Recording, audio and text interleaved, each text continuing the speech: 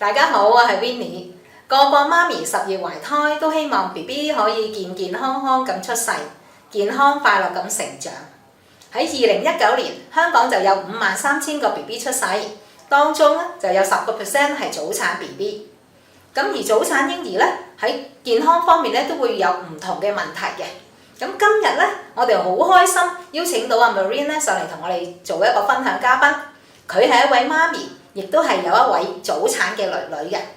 咁佢會同我哋分享一下早產嬰兒喺成長路上所遇到嘅困難同埋挑戰，而且佢係用咗乜嘢方法去幫佢個女呢？不如我哋一齊嚟睇下。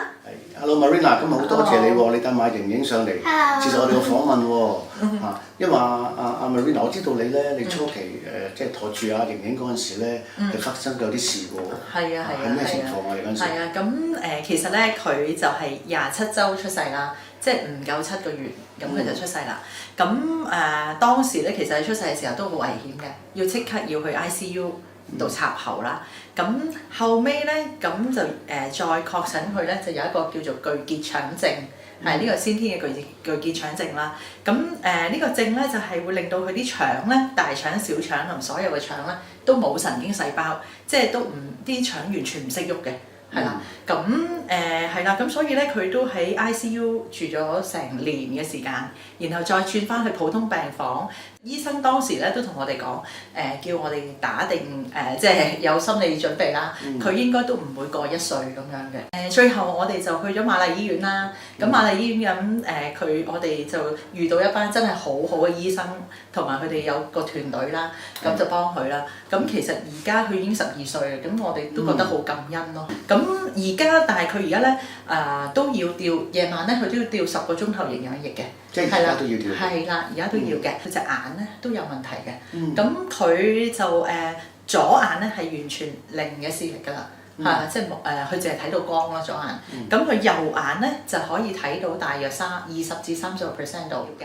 咁但係佢已經叫做好好彩。咁有啲好似佢嘅 case 咧，其實可能佢24小時佢都要吊住個營養液，係啦，或者佢就即係可能佢晏晝嘅活動啊，咁佢就返唔到學啊咁樣，因為好少俾佢落床。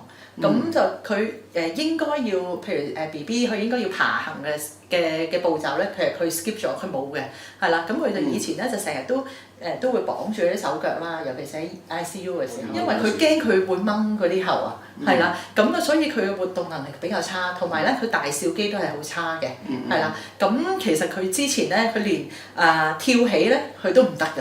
係啦，都做唔到呢啲動作咯。咁而家我見佢最近係可以喐得好好嘅喎。OK 啊。咩原因會令到佢可以咁樣樣啊？其實我哋上年咧，我哋就接觸過咗部針灸儀啦。咁同埋咧就我買咗個床墊俾佢瞓。咁其實我覺得佢做咗其實2-3個月，我哋已經覺得都有啲效果，係啦。咁同埋咧佢啲腳嘅肌肉啊咁樣咧，就係明顯係好咗好多嘅。我覺得我而家隻腳好靈活咧，仲有我而家咧上落樓梯就好咗。以前咧佢連跳起都唔得嘅，咁佢以前成日同我講好想學跳舞，咁但係因為佢都跟唔到啊，因為係啦，所以我哋就冇俾佢學啦。咁其實呢3個月咧，我覺得佢又好咗啦，咁我就真係俾佢開始學跳舞，咁佢自己好開心。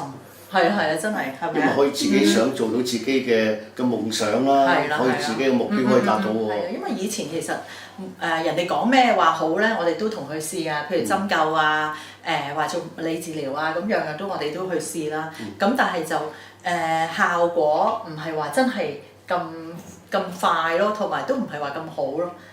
咁但係啱真係上年啱一個疫情啦，咁我哋又出唔到街，咁我哋就又好好彩有個朋友係介紹我哋用你哋嘅產品啦，咁我哋就試咗之後咧，覺得係真係，同埋佢可以喺屋企咧因為少咗出街，同埋嗰陣時係唔使返學啊，咁佢就多咗用。咁佢而家直情係日日咧，佢都係自己要求話要用嘅，係啦，就叫話開機啊，用針灸。咁我都想同即係有啲譬如係特別需要嘅小朋友嘅家長講啦，其實你哋都唔好放棄咯。其實有時真係因為當時去西醫都講，可能佢腦亦都有受損過，又或者佢都可能佢活動能力好差，或者一世都要坐輪椅啊，咁佢都係啦。咁但係其實都唔係啊，我覺得係家長我哋家長總之唔放棄咧，其實就小朋友就有。